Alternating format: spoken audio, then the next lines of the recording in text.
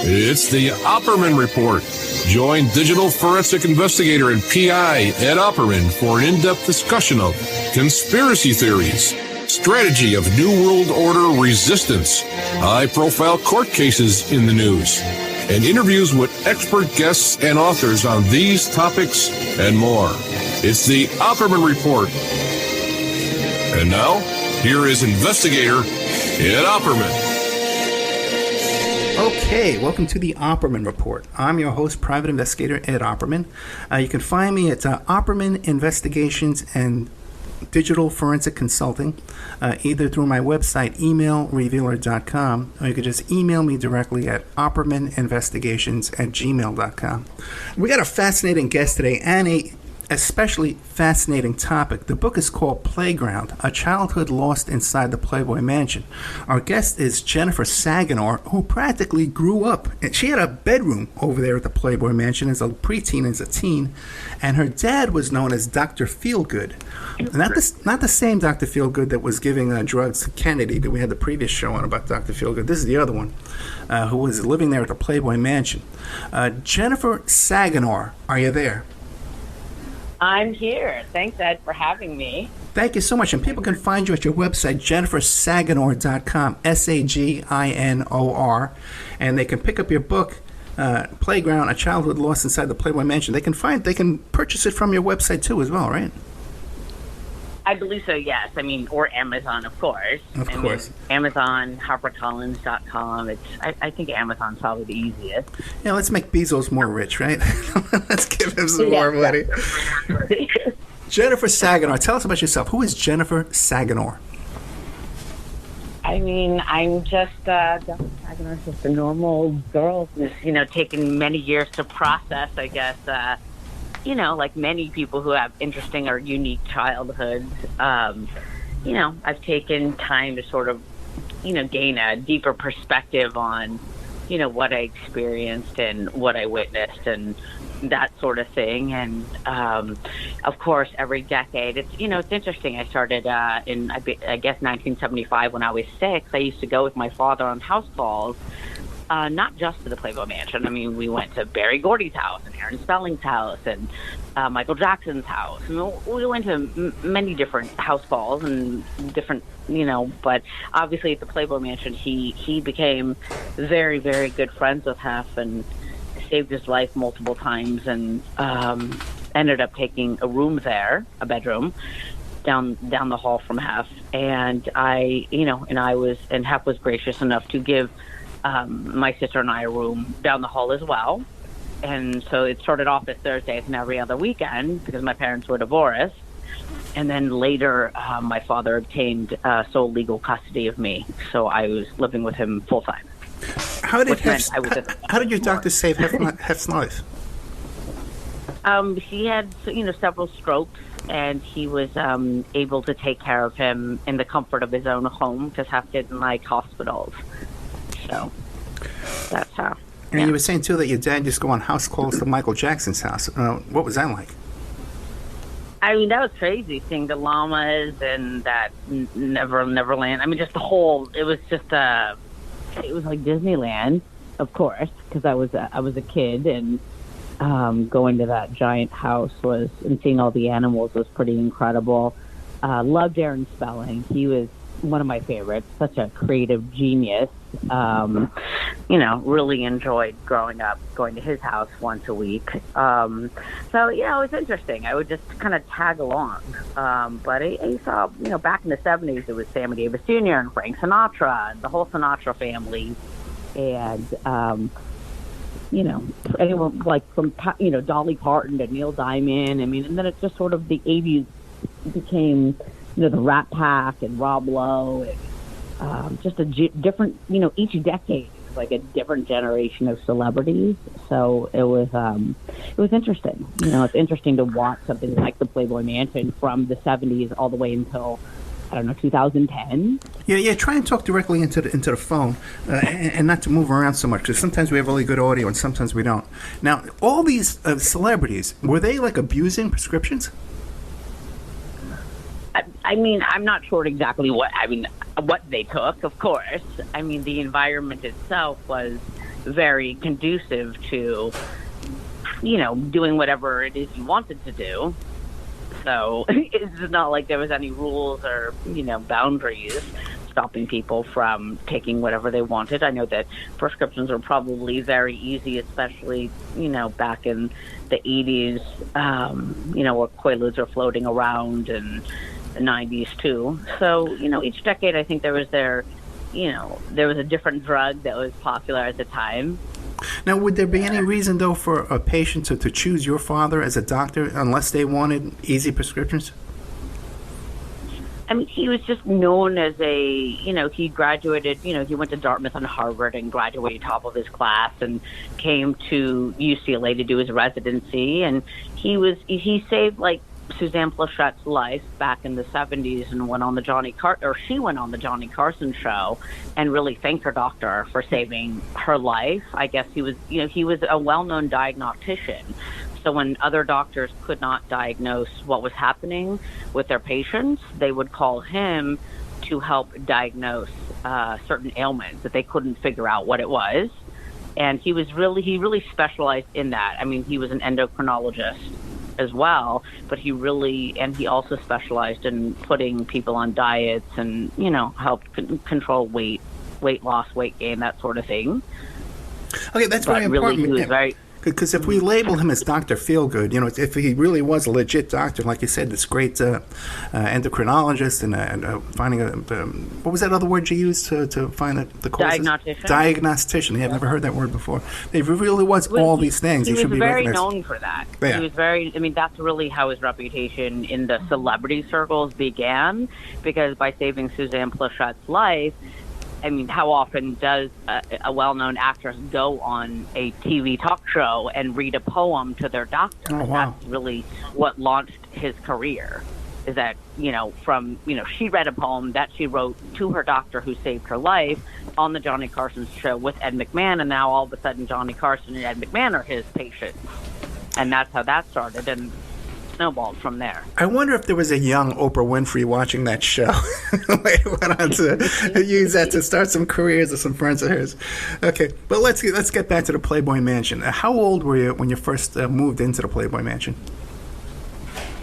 I mean, I was 6 when I started going there with my father, and I believe I was given a room around the age of 12. I mean, I would sleep there probably starting at like 11. There was always like room number 6 was always available. And eventually, when I was staying there more, I would just stay in room number 6. And when my father slept in, the butlers would pack me lunch, and Limo would drop me off at Elwerdale Elementary School. And I would sneak friends up, after school, because their parents didn't want them to go, and I would sneak up friends, and it was quite the experience for play dates, I would say. Yeah, and other parents didn't mind their kids going to the Playboy Mansion at 6 years old, and 8 years old, 11 years old? Oh, no, yes, at that age. No, not at that age. In elementary school starting, I'd say like at 11. More like 11 and 12. That's when I would sneak my friends up. Of course, their parents didn't want them going there. Now, they wouldn't tell their parents, and when the parents would find out, of course, they forbid their kids from going there. Now, what were some of the things you were exposed to there at 11 years old? I mean, just your usual stuff. I would find, like, I think I found a joint in a matchbox in the game room in the bathroom, and that was like the first thing I think I found. Yeah, I mean, it was Did you smoke it, or did you turn into Lost and Found? I didn't turn it into Lost and Found. I thought it was, finders keepers. And I eventually tried it. So that was probably like 11. Alcohol was very easy to have there as well. So I did start drinking and doing drugs at age 11. Really? Yeah, and prescription medications. I mean, back then it was, Xanax and Valiums, of course, and the sleeping pill back then was Halcyon, which was just horrible. I mean, literally, that was just a horrible sleeping pill. Now, how were you getting your hands on the pills? I mean, back in the day, I mean, I don't think there was as much information on the tremendous side effects, just psychologically, and I'm sure for your brain and that sort of thing. And my father, I had a drug drawer in my bedroom, like a drawer filled with prescriptions growing up. And, there was always something to take, So you were if there was prescribed. something wrong, there was always a prescription to take. You were prescribed these drugs by your father? At a young age, yes. I mean, I Okay. took sleeping pills and Xanax, and I was prescribed them by my father, and, and had a drawer, and, lots of debates with my mother at that time about why am I taking sleeping pills on camping trips and that sort of thing. Mm-hmm.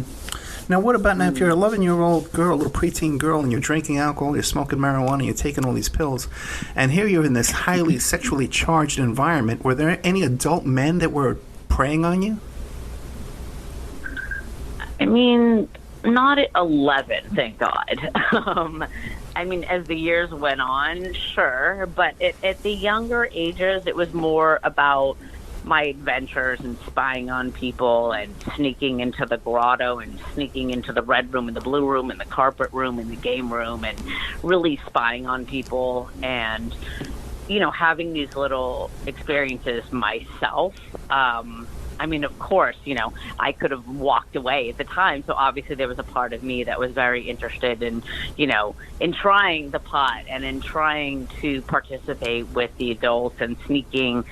At 11, it wasn't like I could probably, just go to the Butler's and order a cocktail. I mean, I think when I was like 14 and 15, then it was easier to get away with just openly having cocktails because it was just a different environment, especially back in the day. It was a very like private community.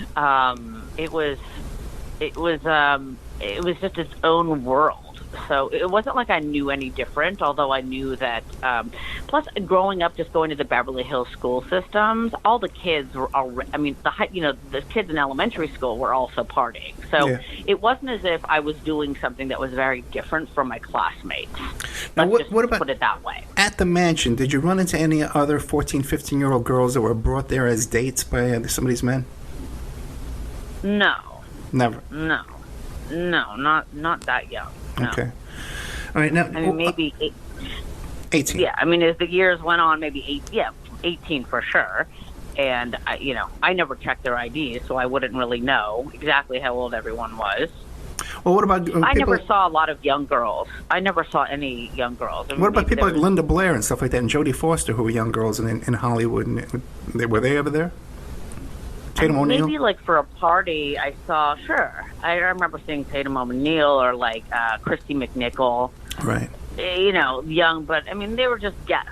Of course, they're just guests enjoying a movie night or enjoying a party and just having fun. I mean, it was a great. It had great energy. There was a lot of positive.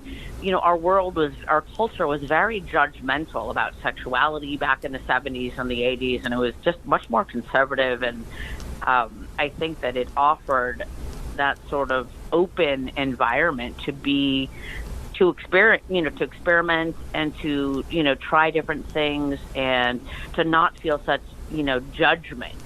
If you were attracted, just say, to the same sex. It provided an environment where people were a lot more supportive. So I feel like that was really, something very positive that came out of that environment. Yeah, I'm about 10 years. I'm about 10 years older than you, so I'm familiar with the cultural change that went on during that period of time. And I lived it myself. Okay, so I know what you're talking about. I was in New York, in Manhattan. 15 years old. I was a wild man myself. At a nightclub in Manhattan, 25 years old. Now, wow. But when that's what I mean. Is that it was even in even in my friends in Beverly Hills, at El Rodeo and at Beverly Hills High School. I mean, they were partying and doing drugs, and I mean, at a young age too. Things were just different back then. I mean, they just. People had huge parties with hundreds and hundreds of people, and they weren't worried about anyone robbing them. I mean, that's so true. Yeah, that's so true. A different time. Yeah, I didn't even think of that. Yeah, it's just so funny.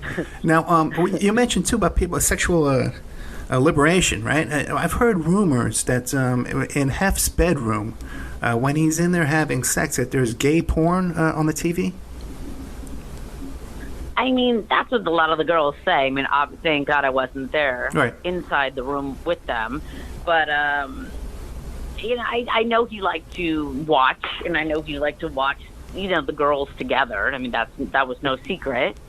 So it wouldn't surprise me. What about the stories we hear now about a treasure trove of films and maybe even some kind of undercover films taken? What do you know? Anything hear stories about that? I don't really believe that. Okay. I mean, I just feel like that's people that are just really gossiping and there's really no reason, I don't think there was just, such a broad choice of so many scenarios and, so many things to partake in and group orgies and, watching people together and just experimenting and just open sexuality. There would be no reason to be so. It wasn't violent. It wasn't. People were not held against their will. It was definitely not that kind of environment. It was sort of like, you don't want to be here. There's the door. Yeah, I know. But if you had a studio head or a major producer who was filmed, consensually, he's having consensual sex, let's say with a female star, and you have a film of that, and you're openly filming. Hey, I'm filming the room, filming everybody going on here. Ha ha! Wave at the camera, and you got this guy on film. That's something of value. You mean doing what, though? Having sex, like you said, orgies. If they're having orgies, I've heard. I don't want to mention specific names, but I've heard, you're saying like orgies? Yeah. No. And the orgies were filmed. I thought you were talking about something different. You're talking about just videos of like orgies? Yes, of course. I'm sure that was very commonplace. I mean, it used to be on the Playboy channel. Oh, that's true too. It used to be on the channels all the time. I saw that growing up. I think I first saw that in the game room when I was like 11. Or something, or whatever channel, or whatever orgies were on these different. I don't even know if the Playboy channel was around that particular year, but there was definitely porn was very prevalent back then, of course. Now, a couple of years ago, we heard this story about it came out in an article about there being tunnels underneath the Playboy Mansion that went over to Warren Beatty's house and Jack Nicholson's house and things like that. Have you heard anything about that? I mean, I always heard, like, rumors of tunnels. I never saw any. The only, tunnel, and I don't even think I'd call it a tunnel, but, like, a walkway was, like, to Kimberly's house next door. All right. But, I know that there's always been rumors of these underground tunnels. I would have hoped that I would have found one of those underground tunnels in all my excursions, but I never did. I never did. I mean, there's lots of secret little pathways and, and different doors and hidden compartments and that sort of thing. But I never saw, like, an actual tunnel going underground to someone else's house. Well, I wish I had. Yeah, it turned out that the tunnel story was released on April Fool's Day. And then later on, they says, well, it's really a joke, But it's kind of up in the air as far as people observing all this and researching it. But now you say as a first-hand eyewitness that you've pretty much turned the place upside down. You found a joint. I mean, that's what I was going to say. Is like, wow, if I missed that, that's really sad. Okay.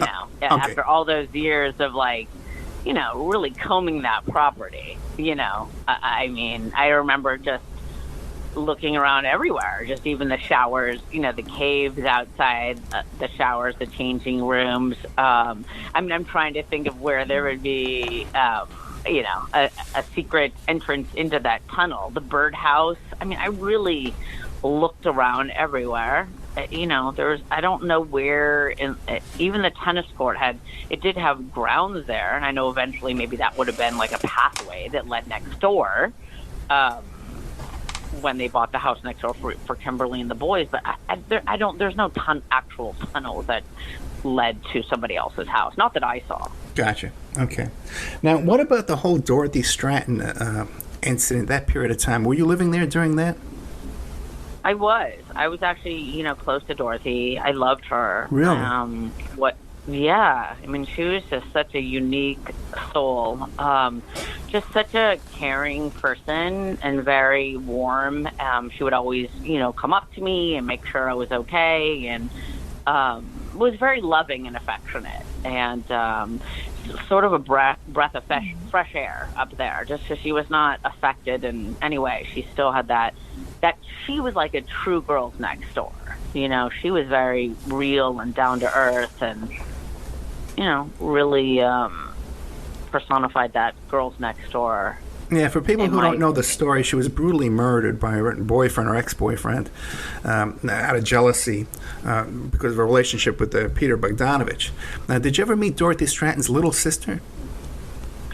I might have. I don't really remember her as much. I just really remember Dorothy. I mean, she would watch me and stay with me. Like if my father was busy playing backgammon or Monopoly or, with the guys, I would, I remember many times I would just hang out with her. And during like the roller skating parties on the tennis court, we would, roller skate together. No, I have lots of fond memories of her. It was very horribly tragic and devastating what happened to her. Yeah, there's a couple of movies about it, conflicting stories. Now, were you able to attend her funeral? No, I didn't attend her funeral. I was very young. I remember being at my mom's house at the time when my father called, saying that she was murdered, and I mean, he was just devastated. He was really, really close to her, and so was Hef. And so, yeah, I mean, there's always these conflicting stories, but, and I guess you never really know. It's just, it's always tough when you have like a free love environment. It's, you never know exactly how far to push those boundaries, because some people it was all about free love, and then others it was about, you're crossing my boundaries, but I don't know how to communicate that. And, women were probably worried then about losing opportunities if they said no. So it was such a different time. Yeah, so true. And what about the other, what was your relationship like with the other Playboy playmates? I was always very close to the girlfriends. I was very close to Sandra Theodore, loved her. I was, I'm trying to remember, I got along well with Shannon and her sister Tracy, Shannon Tweed, and would hang out with them all the time. And then through the decades, it's like, which decade, I was friends with, I loved, Brandy Roderick. I loved Mandy and Sandy, the twins. Kendra was awesome. I mean, of course, it's just like, which decade? I think it was the. Oh, sorry. Wasn't Wonder Woman one of the playmates? Who am I thinking? There's so many playmates. Yeah, I know. But Hef was with a dark-haired woman for a long period of time, right? Oh, you mean? Oh, got it. Yes, I know who you're talking about. Yeah, the one that I had the affair with. I fictionalized her name, if that's who you're referring to, Wonder Woman. That's hilarious. I like that nickname, actually. And you had an affair with her at what age? I did. Starting at it really emotionally started more at 14, but we had a physical affair at 15. Again, the environment was such that it didn't really seem that odd for the property itself at the time. It was more about the reaction from people outside the property, and it was, my father really had it in for my mother at the time, and I was spending a lot of time with my father and living at that point. He had obtained sole legal custody of me, and my mother took sole custody of my sister, so we were divided. And my father didn't want me to see my mother or have any kind of relationship with her, which was obviously very hard for me, being 14 and 15. And, of course, at that time I was, indulging in pharmaceuticals and drinking and, really, really in it. So it was more about seeking a mother figure for me. It wasn't so much that I was like, oh, I'm attracted to women. For me, it was much more of a emotional and psychological draw. she was very affectionate and gave me a lot of attention, and that sort of, transitioned or transformed into like a physical relationship. Well, but for me, it was always like I was seeking, of course, like I'm in Disneyland or I'm in this surreal environment. This is like my pretend mommy. That was sort of my experience. Well, how do you look at it today? Do you feel like she took advantage of you, or she disrespected your youth and your innocence? No, I mean, I don't think she purposely did anything. I think it was a very, surreal kind of environment with different rules or no rules, no boundaries. And I think in many ways she was a lost soul as well. And we both, I think, were like children searching for that love and connection. And I think that she also was probably very lonely and felt very empty, and as did I. And so I think our young souls, really, it was like comforting to each other. Gotcha. But yeah, of course, as an adult, I look back and I obviously realized that 15 was very young to be in that kind of situation. And yes, of course, I was at a disadvantage because I really did need a relationship with a mother at that time. And that was sort of a replacement for it, a substitute. It was a mother substitute. Which, sure. No, I totally know what you're talking about, okay? Yeah. But now the question is, was your father aware of this relationship, and was Hefner aware of the relationship? Yeah, no, they were both aware. They're both aware? They were both aware, of course. Can't hide much up there. There's cameras in every room. So it's not as if you could hide anything. But, they definitely knew. I think that, they tried to keep us apart several times. Really? But it was tough to do that because we would meet especially off the property. We would meet at the park across from the Beverly Hills Hotel, and a driver would sneak her off the property and I would meet her there at the park, and my mother was a part of this beach club called Sand and Sea Club that's not there anymore. I think it's Will Rogers now, or Annenberg. I think it's Annenberg now. But anyway, so there was a beach club. We would sneak off and go to the beach club, and we would just literally sneak around. And it was, I think having, again, which is consistent with what Hef doesn't like any of his girlfriends, whoever they are, or whatever decade it is, to go off and have public excursions with other people. That's why it clearly states, he does not like that. He doesn't want people to, reflect poorly on him or Playboy, which I understand. It's it's embarrassing, right? You're going to have someone publicly running around. So, I feel like if it was contained on the mansion property, then it was okay. But if we were out in public, it was more of a disgrace, of course. It's, because I was underage. Yeah.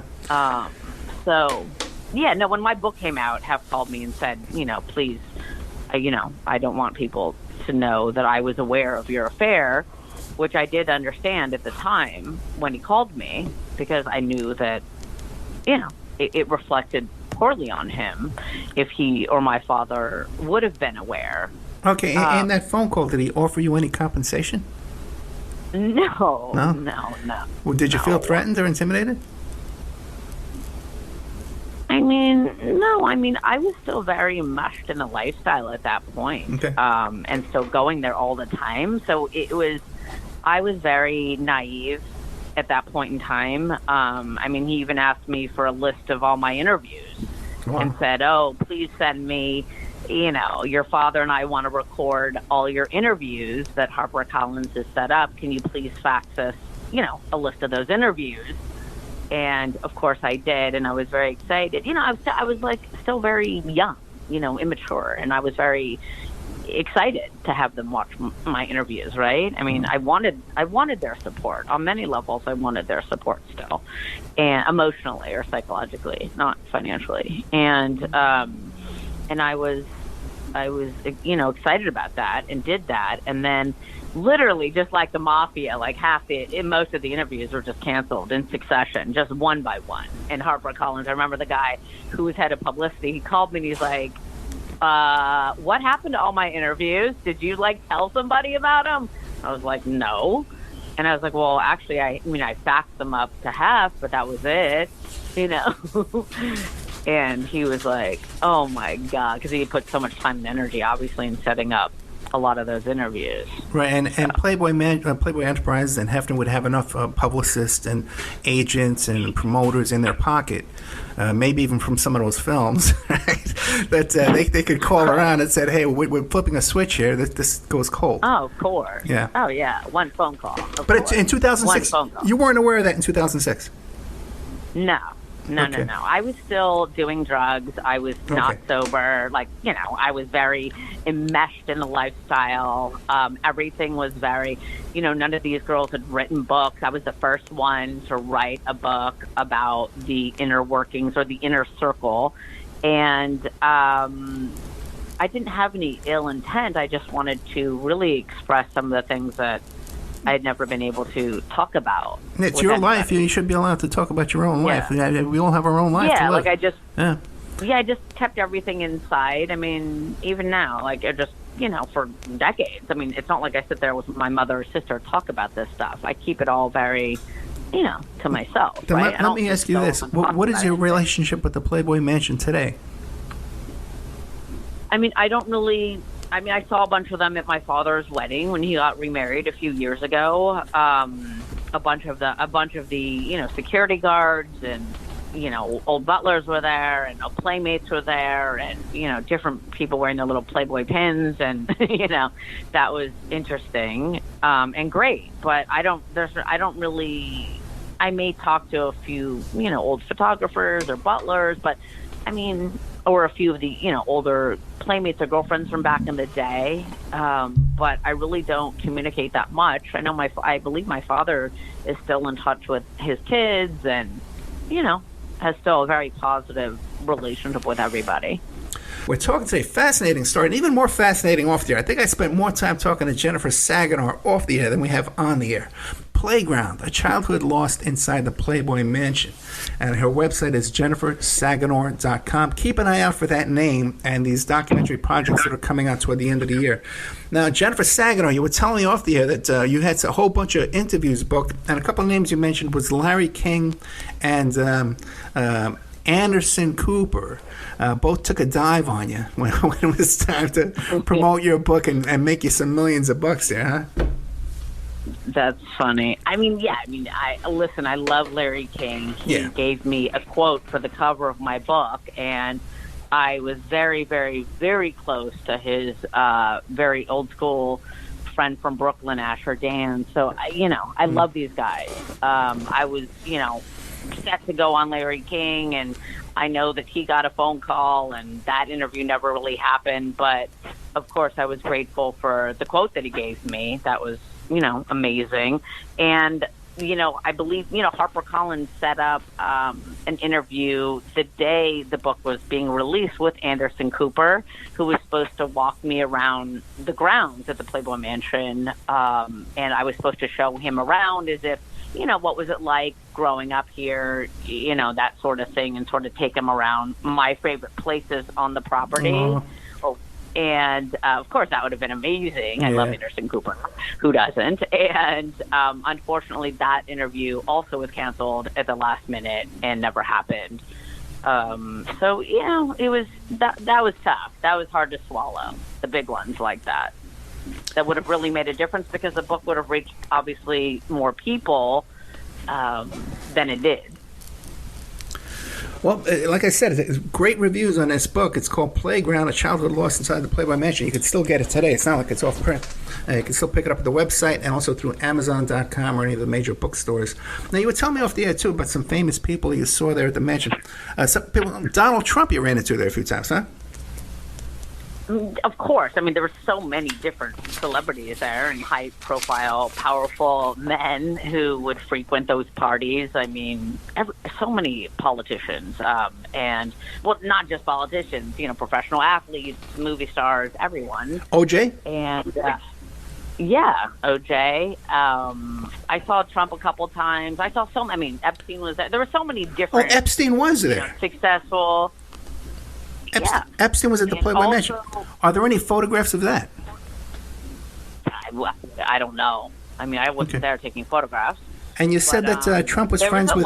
There was a lot of successful... Nygaard was in the parties there. There was a lot of successful, powerful men who were there, and a lot of women, famous actresses who were there. I mean, it's who wasn't there? Well, you said that Trump was friends with Jeffrey Nygaard, too? Oh, I don't know. Oh. I'm not sure. Okay. I don't know that. Yeah. I was saying that I know that Nygaard was there. There's a lot of powerful, successful, prominent men who frequented the grounds or the parties or the private events. Of course. Let me ask a question, because I just heard a story recently from a friend of ours on the show, Dan O'Hanks, who's a very well-known private investigator out there in California. And he did some security for Playboy Mansion, as a matter of fact. And he told a story. What's his name? Dan O'Hanks. Dan O'Hanks. Okay. And I've seen the paperwork. I know he's done some work for him. Now, and he described a situation recently on Facebook where a young Playboy playmate woke up in a room to find Bill Cosby in the room naked. Now, I'm sure you saw Bill Cosby there quite a bit, right? Yes. Were there any stories about Bill Cosby and running away from a room naked? Anything like that? I mean, I don't know. This is sort of a common story in general. Right. I mean, be it the girl running away or the guy running away. I mean, what happened in the room, I don't know. I mean, I wasn't there, so I'm not really sure exactly what happened or, or But as a kid, you were exposed to a lot of that, a lot of attempted rape, attempted molestation. You exposed to that? Not yourself, but you saw other women coming under attack frequently? I mean, it's there's always two sides to everything. So it's,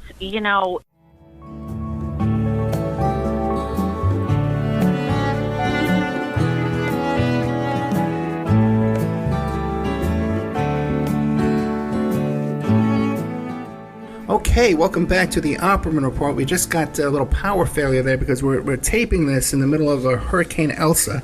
But our guest is alive and well in California. I'm at risk down here in Florida. Jennifer Saginor, and once again, her book is called Playground, A Childhood Lost Inside the Playboy Mansion. So, Jennifer, you wanted to tell us what it was like living inside a boys' club, an all-boys club.